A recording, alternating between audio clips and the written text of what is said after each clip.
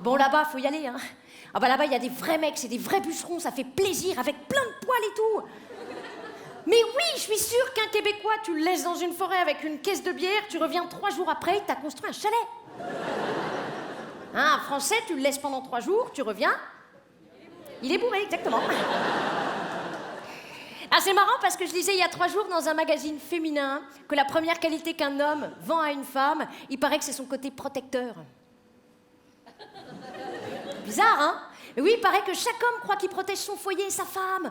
Hein, alors ça se regarde des DVD de films d'action à longueur de temps. Hein, ça fait 3-4 pompes en slip dans le salon. Et ça se dit, le premier qui la touche, je le défonce. On est d'accord? C'est marrant parce que la semaine dernière, en parlant de DVD, j'ai eu une petite vision. Ouais, mon mec était en train de regarder le film 300. Vous l'avez vu? C'est vachement bien. Alors pour ceux qui connaissent pas, 300, c'est l'histoire de guerriers spartiates qui combattent jusqu'à la mort. Voilà. Alors là-dedans, ils sont superbes. Ils sont magnifiques, ils sont taillés dans de la pierre. Puis alors surtout, ils ont des culs. Mais des culs. Ah mais eux, c'est pas qu'ils te pètent une noix entre leurs fesses. Ah non, eux, à ce niveau-là, ils t'épluchent une orange, ils te mettent les pépins de côté.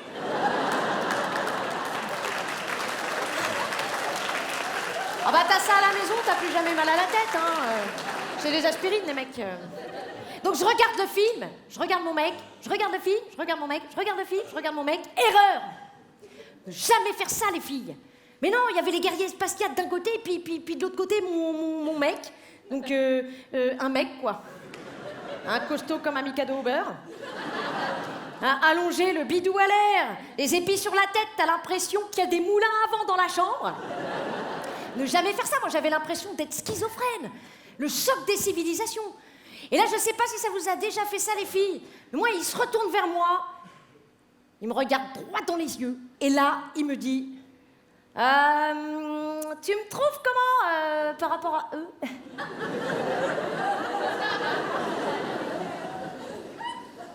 La violence des mots.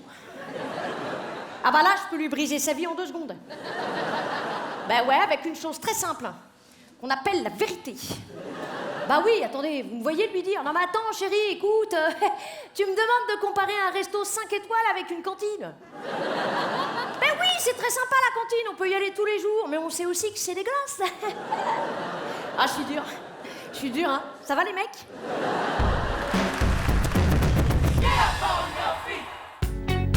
Bonjour à toutes et à tous, soyez les bienvenus dans Déclaration d'humour. Alors aujourd'hui, nous sommes avec la Bajon. Oui! Salut la Bajon, ça va? Ça va et toi? Ça va super. Bon, alors, avant toute chose, je crois qu'il y a quelqu'un qui veut te poser une question, dis donc. D'accord. Je te laisse regarder. Qu'est-ce que c'est que ça?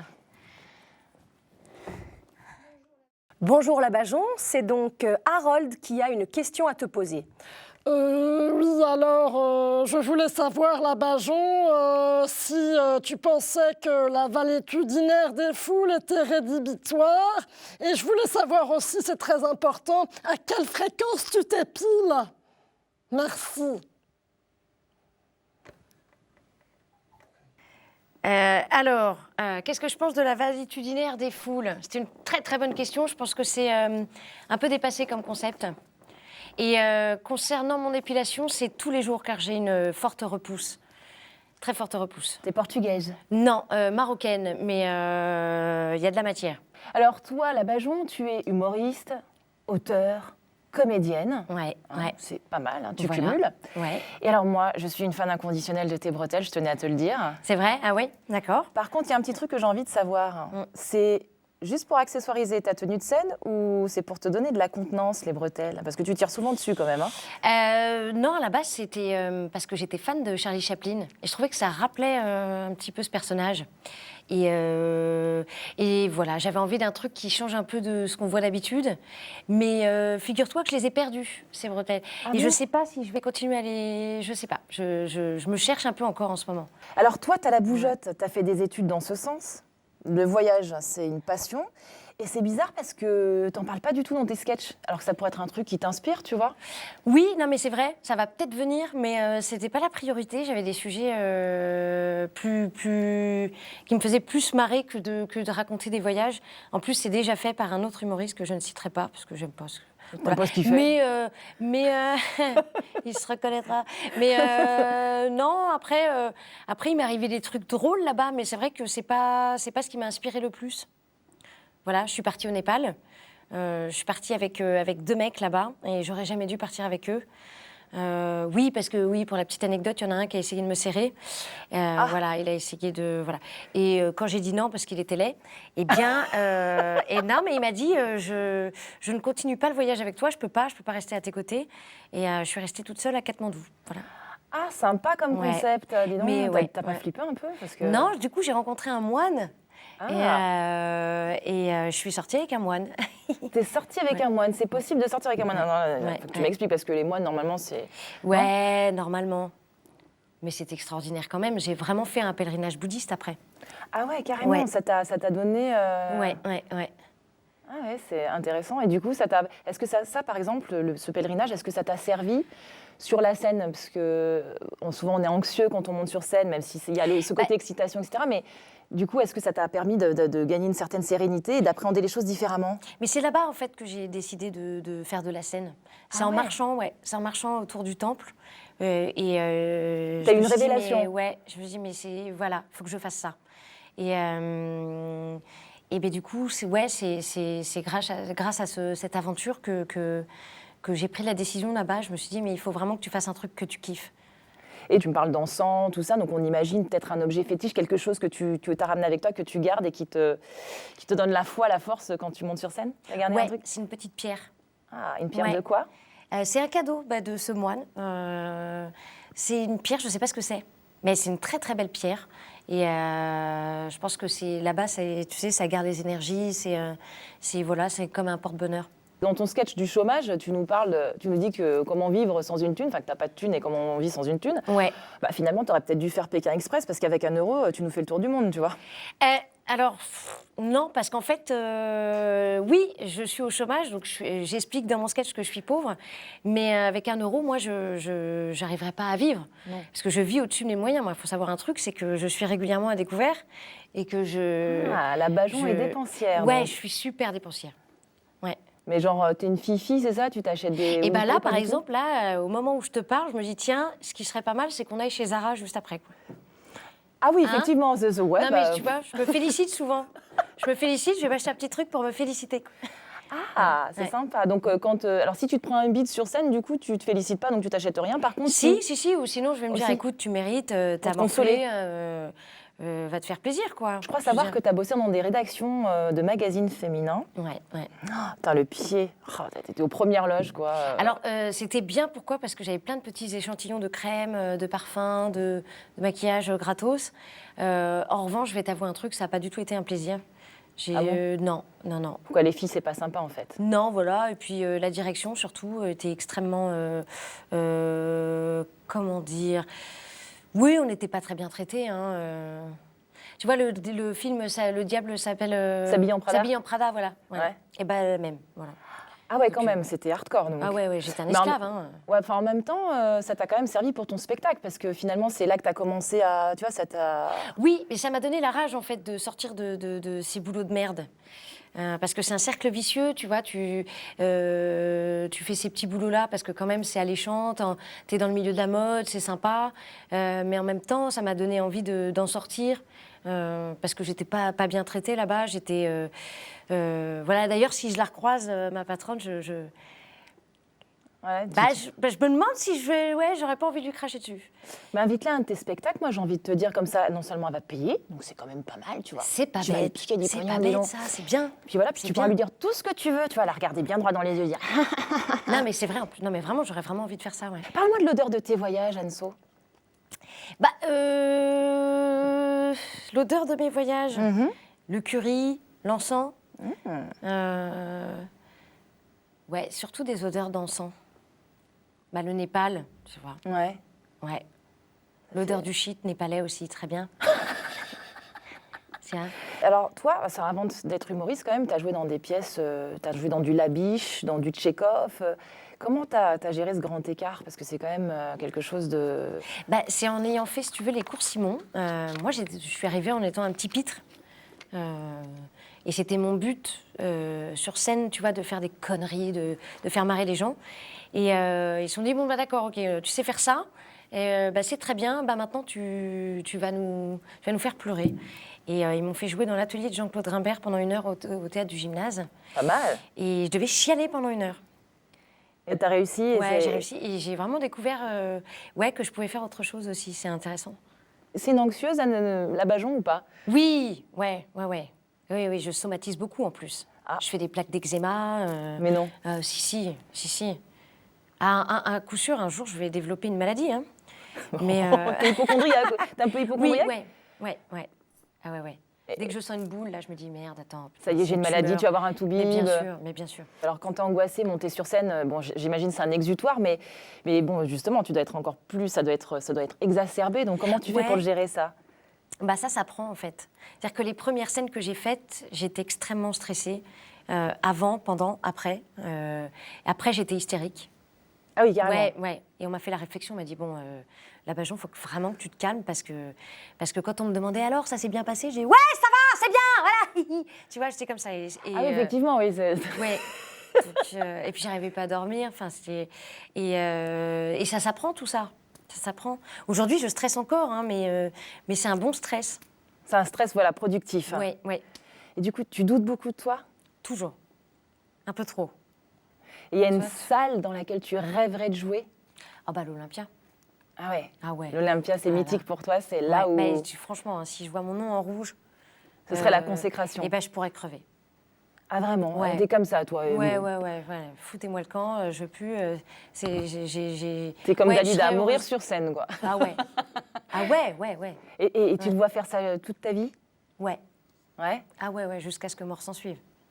Même après ma mort. Ah, même après ta mort? Ouais, tu crois qu'il y a un truc après la mort? Ouais, j'espère. J'espère. Mais ouais. Quel rôle t'aimerais incarner au Cinoche? Un Ben Stiller à la... Ah ouais. À la française, quoi. En Au fille. féminin. En fille, ouais. Ouais.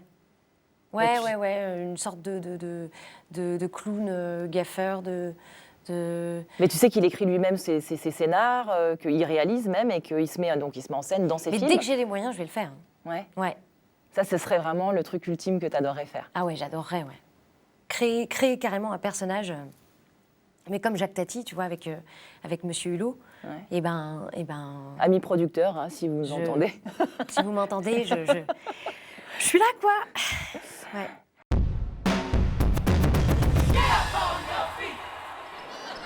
Voilà. Ah! Oh merde. Oh non, ça se fait pas, excusez-moi. Oui. Ah, oui, pensez bien à éteindre vos portables, messieurs, dames, parce qu'alors ça, pour l'artiste, c'est hyper chiant. Oui, bonjour, monsieur. Ça va bien, je suis à Nantes. Oui, en train de faire une superbe prestation. Ouais, ils sont morts de rire. Comment? Ah, vous voulez les entendre? Oui. Ouais, là, c'est que le premier rang. Hein.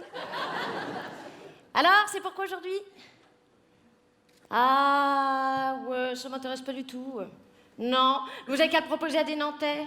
Bah oui, il y en a une qui fout rien en face de moi. Ouais, bah ça lui fera plaisir, je lui dis. D'accord, eh ben on fait comme ça. Merci beaucoup, au revoir. Ah, excusez-moi, je sais que ça se fait pas, mais j'étais obligée de décrocher, c'était Paul. Pôle emploi. Bah oui, je suis au chômage, voilà. Ça pète l'ambiance d'un coup. Ah, excusez-moi, je suis désolée, j'ai besoin d'en parler, mais Pôle emploi, ils m'appellent tout le temps, c'est pénible. Tiens, encore hier soir, ils m'ont appelé. Alors, pour le coup, c'était pour un poste en fonction de mes compétences. Ouais, c'était une agence de mannequins. Voilà, ils cherchaient une femme de ménage. Voilà. M'a fait passer de tête au premier rang, là. On dirait un chat sous la douche, le monsieur. Non, je vous rassure, tout va très bien, je n'ai rien à foutre. Mais tellement. Alors, c'est peut-être parce qu'avant, j'avais un job minable. Ouais, puis j'ai pas du tout envie de replonger. Je travaillais dans une entreprise qui édite des logiciels de gestion. Ça intéresse quelqu'un? Eh ben non, voilà. Ben non, ben moi non plus. Puis en plus d'avoir des boulots tout pourris, j'avais des collègues. Oh, la tête qu'ils avaient, putain. Oui, parie pas, toi, t'aurais pu en faire partie, dis donc. Non, mon pire cauchemar, c'était la nana de la compta. Une petite tête de fouine. Tiens, vous voyez Éric Zemmour? Voilà, ben Éric Zemmour avec une jupe. Elle, tous les matins, elle venait dans mon bureau. Bonjour. Dis donc, j'ai remarqué un truc en faisant les fiches de paye, tu vas pas me croire. Mélanie, oui, elle a le même poste que toi. Eh ben, elle gagne 46,40 € de plus, dis donc. Tu trouves ça normal, toi? Eh ben oui, je trouve ça normal, oui, vu que elle travaille. Allez, fous-moi le camp. On est obligé de leur parler comme ça, sinon ces gens-là reviennent. Donc non, heureusement, tout ça, c'est fini. Et la bonne nouvelle dans tout ça, c'est que j'ai même pas eu besoin de démissionner. Non, ils m'ont viré pour faute grave. Ouais, j'ai commandé trop de pousse-mousse. Ouais, pour une entreprise de 20 personnes, j'ai commandé 800 litres de pousse-mousse. Et hop. Ouais, ça va, une petite erreur, c'est bon. Et attendez, quand je pense qu'il y a des connasses qui commandent 96 millions de vaccins contre la grippe A et qui restent en place. Ah. Merci pour elle. Non, enfin bref, les collègues, ça me manque pas. Ce qui va pas me manquer non plus, c'est le métro aux heures de pointe. À 7h du mat, pas réveillé, la tête dans l'anus. Du mec devant toi. Ah, généralement, c'est une belle journée qui commence. Hein. Moi, ce que je préférais, c'était le petit duo musical roumain qui vient de jouer un air pourri à l'accordéon. Ah, vous connaissez tous? Bethame mucho. Di, di, di, di, di, di. Oh! Non, dis donc, Sergueï. Oui, eh ben, c'est pas de la musique, c'est quoi, ça? C'est de la merde.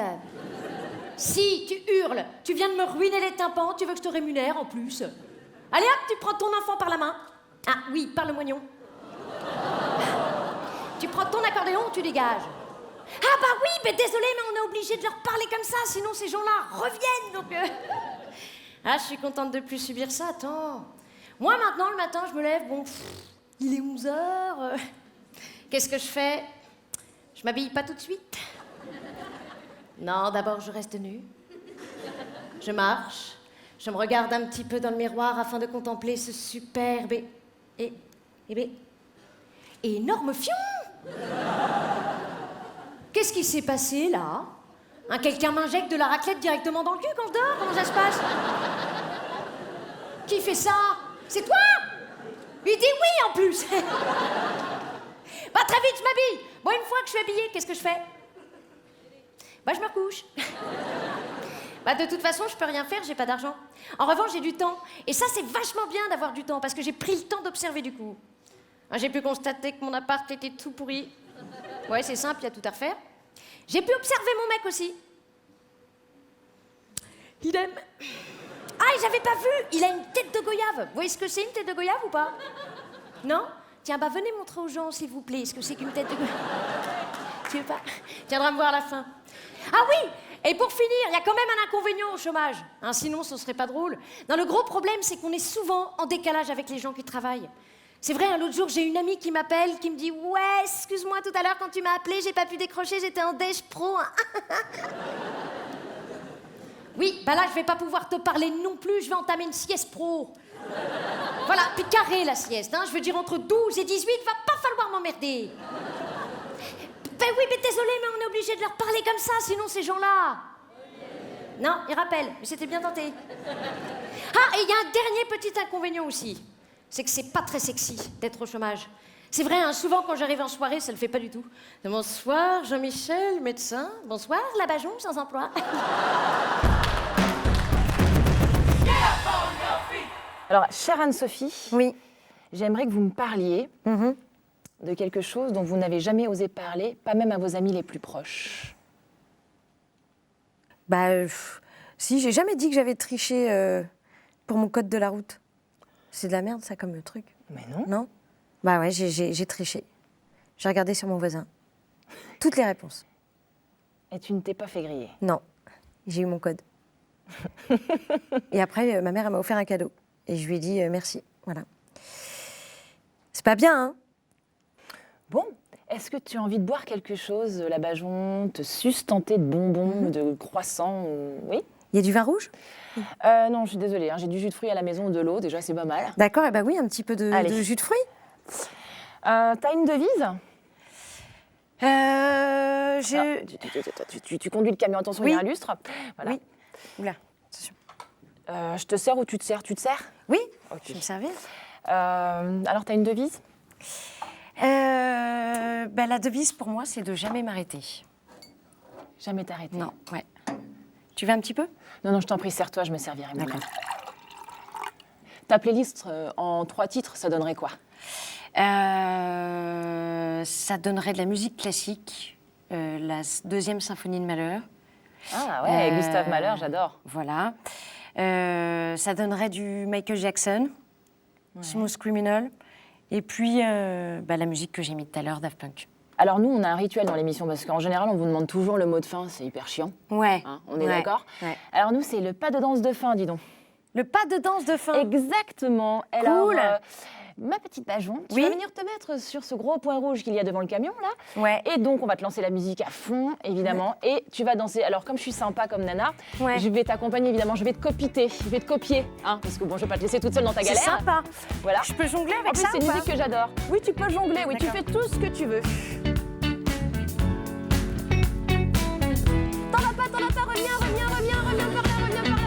Ah bah,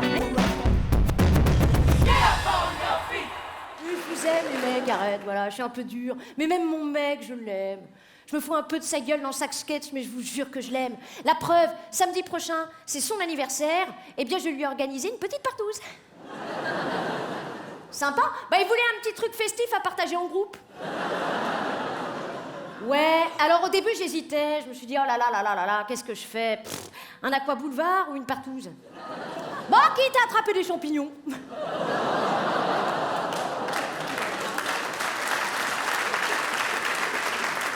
Tiens, mademoiselle, qu'est-ce que vous avez offert à votre copain pour son anniversaire, par exemple? Je suis célibataire. Ah, t'es célibataire? Bah, c'est pas grave, bah, venez samedi.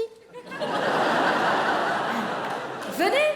Ce sera un tout petit truc pour tous ceux qui veulent venir. Venez, hein, franchement, on sera 37. Ça va? Non, mais je dis ça parce que la dernière fois, c'était n'importe quoi, hein. On s'est retrouvés 86 dans une chambre de bonne. Bah oui, c'était plus une partout, c'était un Tetris, le truc. C'est pas bien, hein. Tiens, d'ailleurs, par curiosité, il y a des partouzeurs dans la salle? Ouais, parce qu'il faut savoir un truc hyper intéressant, c'est que selon une étude italienne, 50% des hommes fantasment sur la partouze, vous vous rendez compte? C'est énorme. Hein, donc dans cette salle. Toi? Pas toi? Toi? Pas Ben toi aussi? Petit coquinou? Eh ben alors, bah oui, ben désolé monsieur, mais vous avez une tête qui sent le cul. Alors forcément. Ah, je suis excusée, non mais franchement, attends, le prends pas mal parce que ça on choisit pas, hein. Ah, c'est vrai que c'est un fantasme souvent refoulé parce qu'on n'ose pas passer le cap. Pourtant les vieux couples, allez-y, c'est vachement bien, ça remet du piment et tout. C'est vrai qu'après quelques années de vie commune, on danse plus la lambada. Hein, on se retrouve le samedi soir, on se dit, dis donc chérie, est-ce qu'on ferait pas l'amour? Bon, il y a les experts à Miami, donc non.